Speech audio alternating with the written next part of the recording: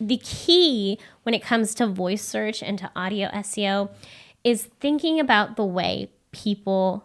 Hey everyone, welcome to the SOB Marketing Podcast, where we celebrate the SOB that you are, and if you haven't figured it out yet, we mean small-owned business. We don't mean SOB.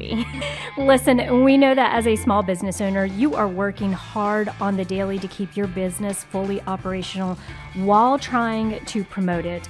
And while some days it may feel like the business is owning you, if we're being honest with each other, I bet you would admit that you wouldn't give up the insanity for anything. Our commitment here at the SOB Marketing Podcast is to give you the real talk, what works when it comes to advertising, marketing, promoting your business, and then what doesn't really work. And Chelsea and I promise to always keep the conversation real. We're back for our part 2 adventure, Indiana Jones style. Yep.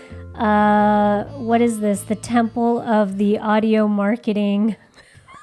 I don't know. We talked about how I didn't watch Indiana Jones. All right. Well, tell us what we're talking about today. Okay. This is the second part of our audio marketing series. Which, by the way, Indiana Jones has a lot of what did we call it? Branding, sonic branding. Sonic branding, yeah. Okay, on its own, I think. Nice. Well, today is the part 2. This is the last part. We only have 2-parters. We're not going to keep going. But we're talking about audio marketing specifically today. We are going to be talking about audio marketing options that you have as small business owners. Last week's episode, do you necessarily need to listen to last week's episode first? No, but I would. Listen, if you're a bad boy, bad girl, you make up your own rules, you're, anti-establishment, you do what you want. Go ahead and listen to the second part first, and then go back and do it just for fun. Okay, just for fun. But if you don't know what's going on, then, that's on you. So listen to last week's episode. Last week we talked about what audio marketing is. We defined it. We gave some examples, and we also talked about how it can help your small business. So today we are specifically going to go over some options. Yes. Options, yes. I don't have a specific marketing hot take for this episode because this is an extension of last week's episode. But last week we talked about how audio marketing is definitely underutilized by small businesses, and that was the marketing hot take. So, agree. All right. So to start, why don't we talk about how these options are options outside of you just giving this to a marketing agency and saying, do this for me. Like, hey, I want to run ads in Spotify. I want to run ads on podcast. I want to do all that. This is if you're a scrappy, if you're a do-it-yourselfer business owner, which I guarantee most of you are, because that's our type A personality. We love doing everything on our own. And it's good because I feel like it gives you both the working knowledge of what it takes to actually put these ads out there and to reach your target demographic. And then on top of it, it gives you creative control to where if something's not working, you could pivot really quick. Yeah, like Vivian said, these examples that we're going to give are ways that you, as the small business owner, can handle audio marketing yourself. Of course, you can give it to a marketing agency, and they can help you get it situated. There are other options out there for you, but I found the ones that we believe would be the best fit for small business owners. Awesome. Great. Okay, let's start with sonic branding, Vivian. Sonic branding is going to be the sounds that people hear and immediately think of you, like a jingle, like Netflix's dun-dun. What was the example you gave last week with a TikToker? Oh, that'll do it. How she always says, like, that's her little tagline that she does intermittently throughout the videos. Yeah. The other one is like Tubi. I listen to Tubi. Or I watch movies on Tubi because they have the old school good movies on there. but lots of the brands are starting to actually do this. You can incorporate this in your own business. What opportunity specifically, Chelsea, did you want to talk about within Sonic branding? Well, I'm glad Vivian last week gave that example with the TikToker, because originally I was like, I don't know. I feel like this is something that maybe you should reach out to a professional for. Like if you want a jingle or something like that, that's not as easy as you think it is. If you want like a full-blown jingle, I would consider reaching out to a professional. But like Vivian brought that TikToker example, finding ways in your content to be consistent is always going to help you with your branding. And if you can find an audio aspect of that to be consistent with, then that's a form of sonic branding. Absolutely. And I think it helps with getting people, like we were talking about recall last week, brand recall. This is some type of form of that, right? Every time they hear it, they kind of know that that's your thing. It's almost like your own little trademark on a specific sound or phrase or something that is audio related. Yeah. I have an example for us. At the end of every episode, I say, go be the best SOB you can be. There you go. If you heard that out in the wild as an SOB, you would know where it's from. It's kind of like your cuckoo, your SOB call. Yeah, exactly. Okay. It's the SOB call. Yeah, so sonic branding, originally I said was something you should probably not do yourself, but you know what? You absolutely can do yourself. I'm glad that I was wrong. Another thing that I brought up multiple times last week, but it needs to be said again in this episode. If you are looking to be on a podcast, to do a podcast ad, reach out to the podcast directly. For example, I mean, the SOB Marketing podcast does allow sponsorships. So you could so if you wanted to advertise on this podcast, you could reach out to us directly. And then we will send you the information for our rates, for sponsorships and ads and all that stuff. Most podcasts will do that. They'll respond to you directly with their rates. What I really like about, instead of using a platform but reaching out to these people directly, is you're able to provide them all of the creative one-on-one, right? So they'll give you the rates, the information, what they need in what format, and then you have the capability to reach out to them and coordinate all of that on your own. The other part of it too is if you're updating creative work, you have a streamed or a point of contact that you're working with to be able to get that switched out as quickly as possible. The other platforms, they do open up more opportunities because they're coordinating amongst several media companies or several podcasts, several, stations. But this one-on-one, I think, just kind of perhaps opens up other opportunities as well. Specifically sponsorships. You may be able to bake into a contract different types of sponsorships. Like, hey, by the way, if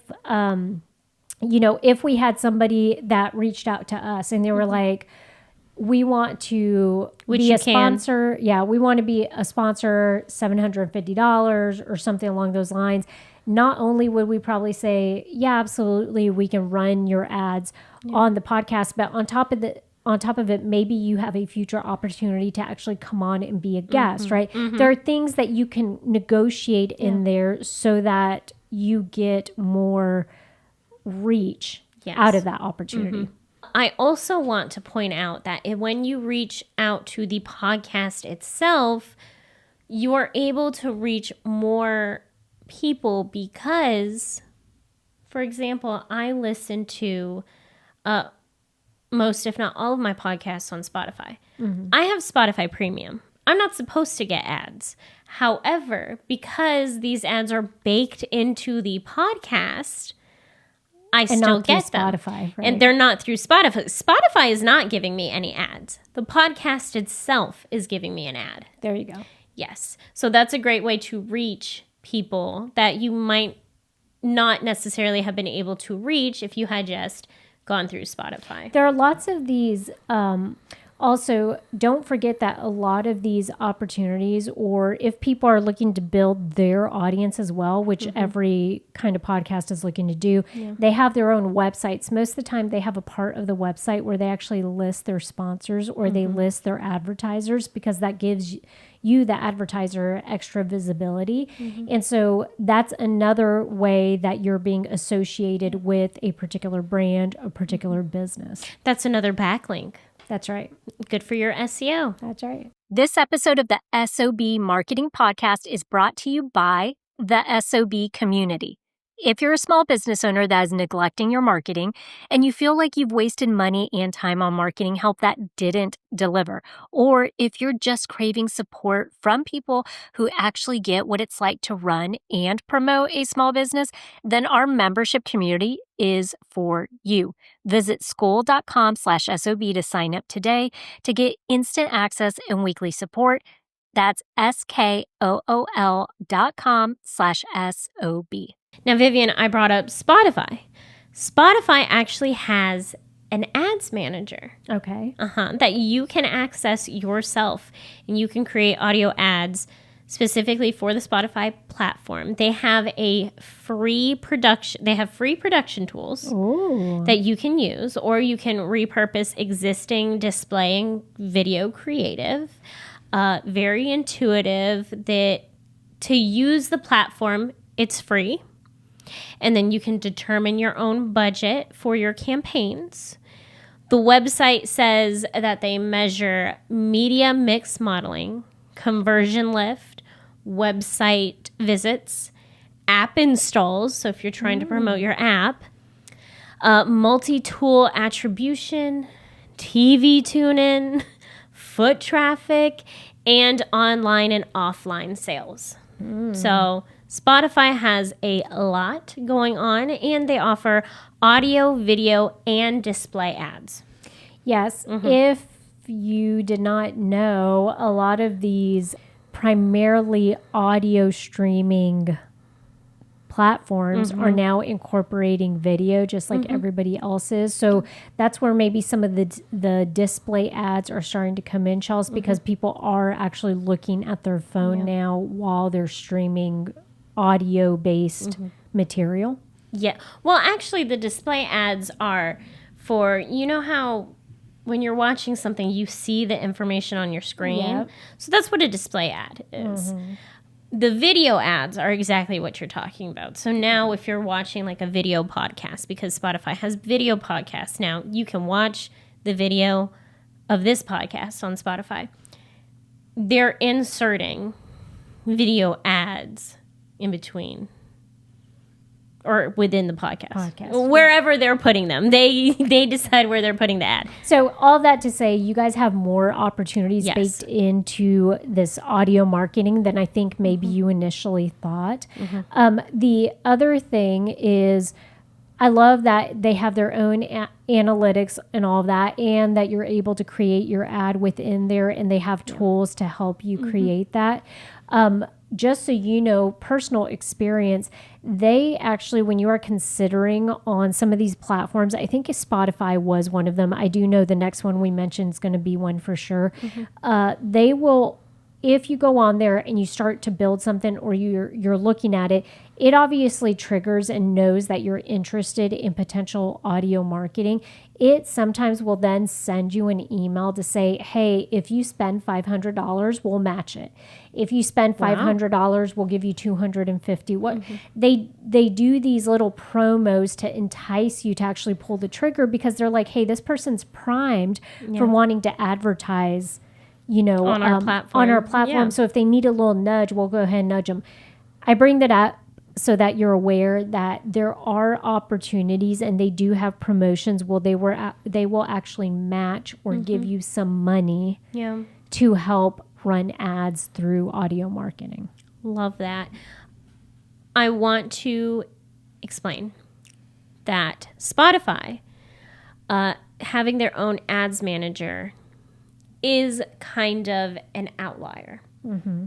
But it is one of the most popular audio platforms. So I absolutely wanted to bring it. But just so you know, while I was doing research, Pandora, iHeartRadio, Amazon Music, a lot of these audio platforms will allow you to do audio marketing, but they want you to reach out directly to them.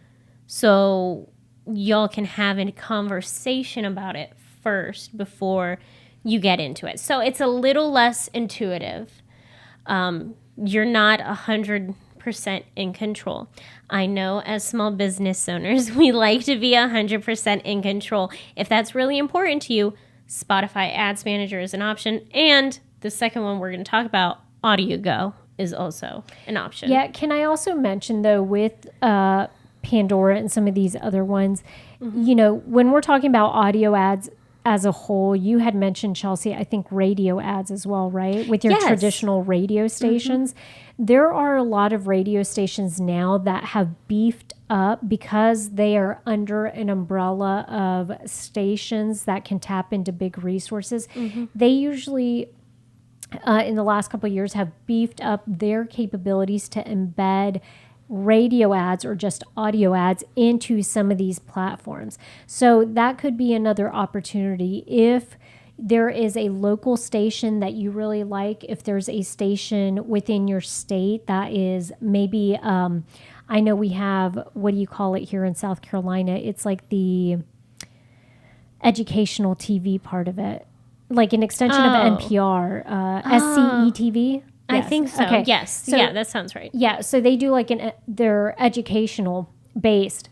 If that was more your speed and that tapped into your target audience, you could ask them and say like, hey, do you guys have any mechanisms? Do you have any capabilities to tap into like the Pandoras or the other places? You may be surprised that they say, oh, absolutely, we could get your ads on those platforms as well, because they will partner with some of the bigger media channels. I love that. And I'm glad you brought up radio. Radio is a part of audio marketing, and it's not dead.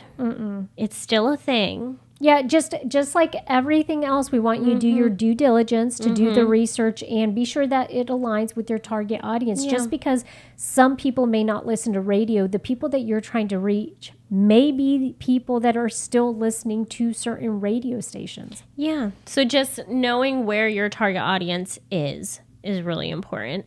But Vivian, do you want to go ahead and talk about AudioGo?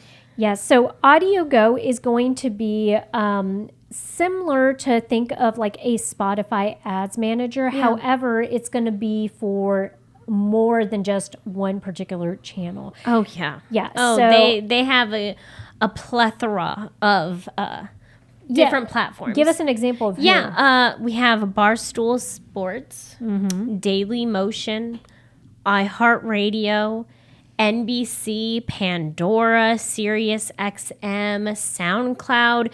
Those were just the big brands that I saw. Okay. They had so much more too.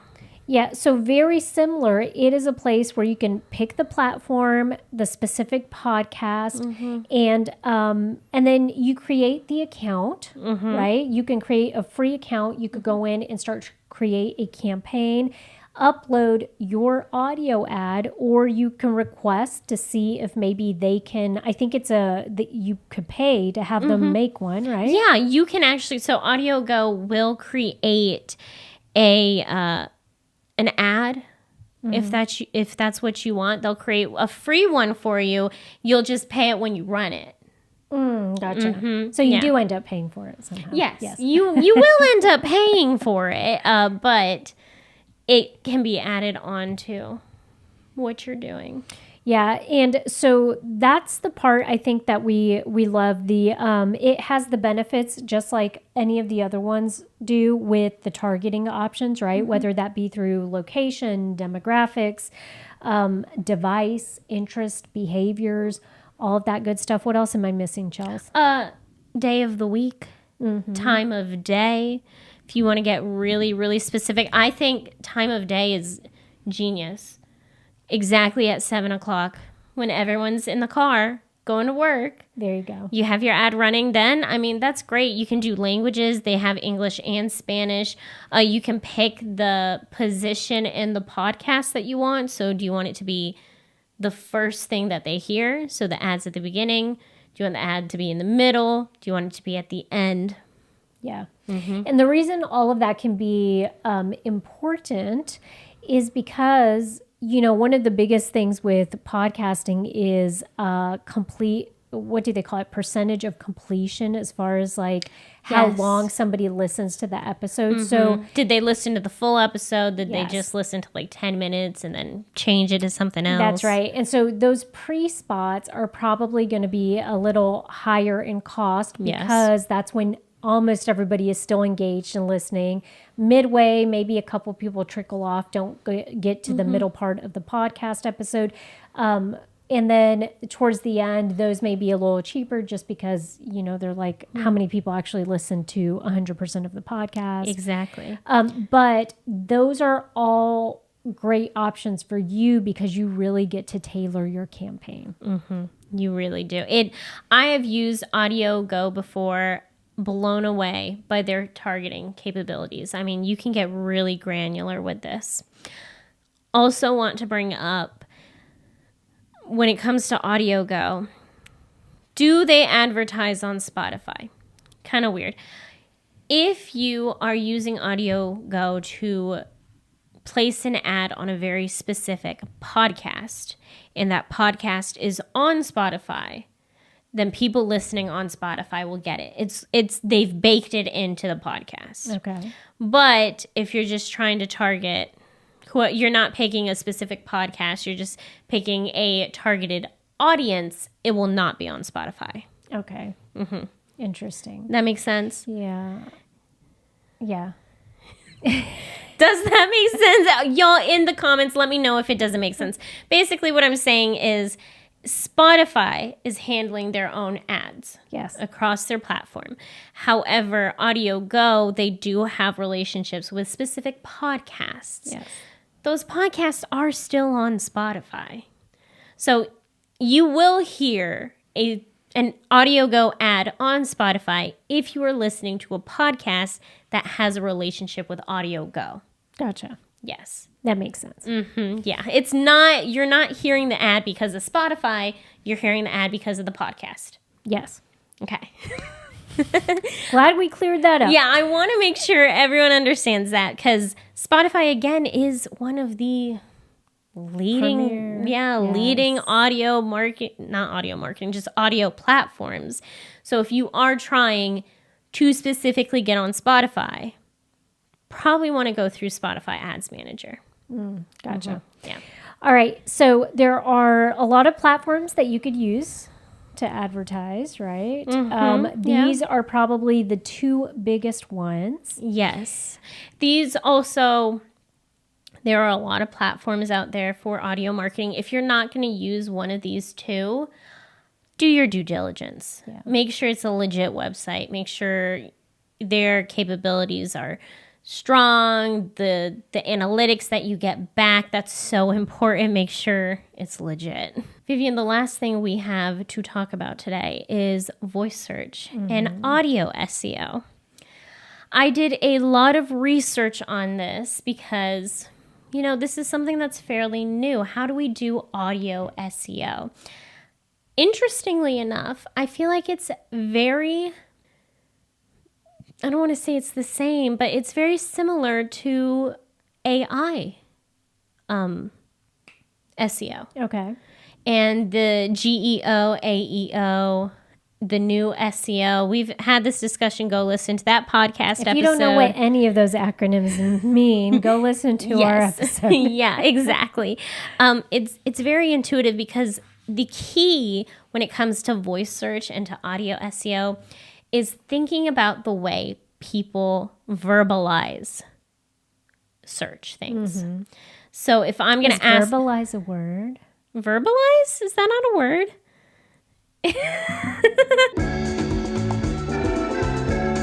It is a word. Okay. I'm correct. How you verbalize something. Yes. My point is, asking the question? Sure. How are they phrasing things to Alexa? Right. Or verbalizing to Alexa or to Siri. That's very similar to ChatGPT because the way that we use AI is usually very conversational. So this is going to be very conversational. For example, most voice searches are questions. So having an FAQ page, that's a very easy way that you can draw people in and make sure you're answering the questions completely. It's very clear. Having good quality content, of course, is important, but answer the question. Have the question on the page and then answer it. Right. Stuff like that.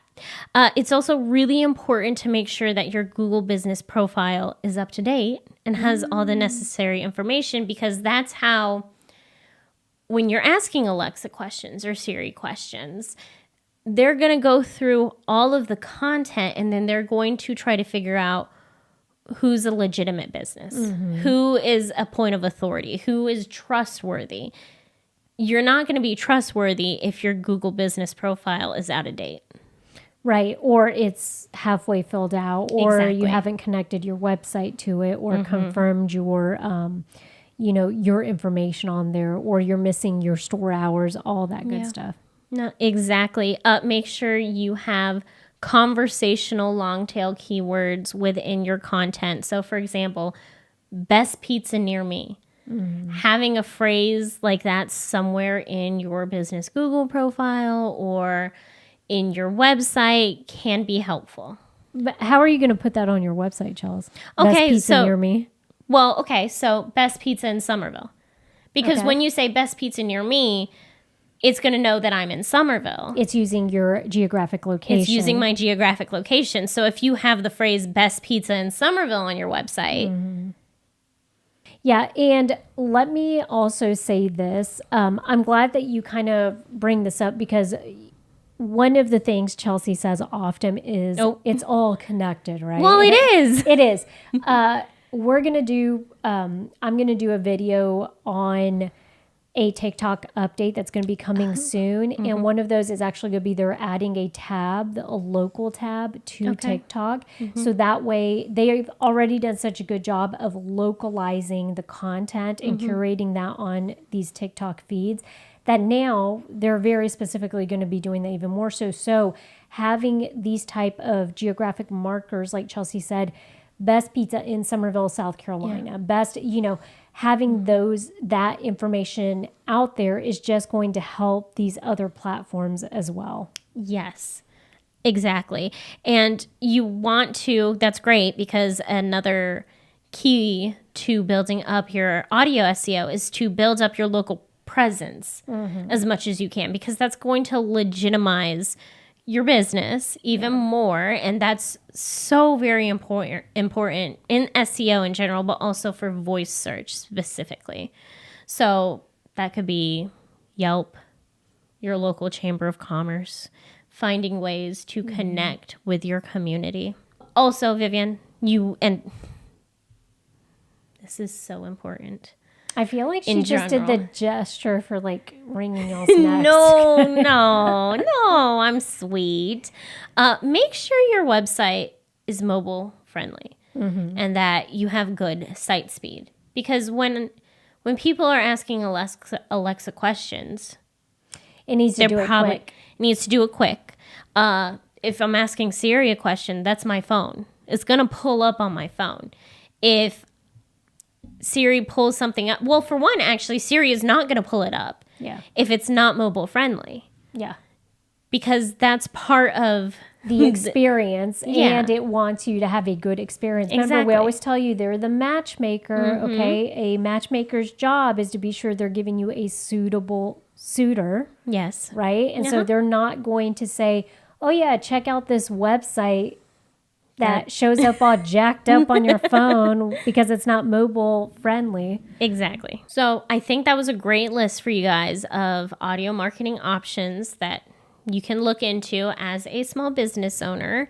If you didn't listen to part 1, please listen to that part as well. And if you have any that we left off that you've been using and you want to rave about, like you love it, let us know in the comments. Oh, absolutely. Please, we don't gatekeep here. That's right. This SOB community is about all of us helping each other to build our small businesses. That's right. So if you use a platform for audio marketing specifically and you want to share that, let us know. Yes, and go be the best SOB you can be.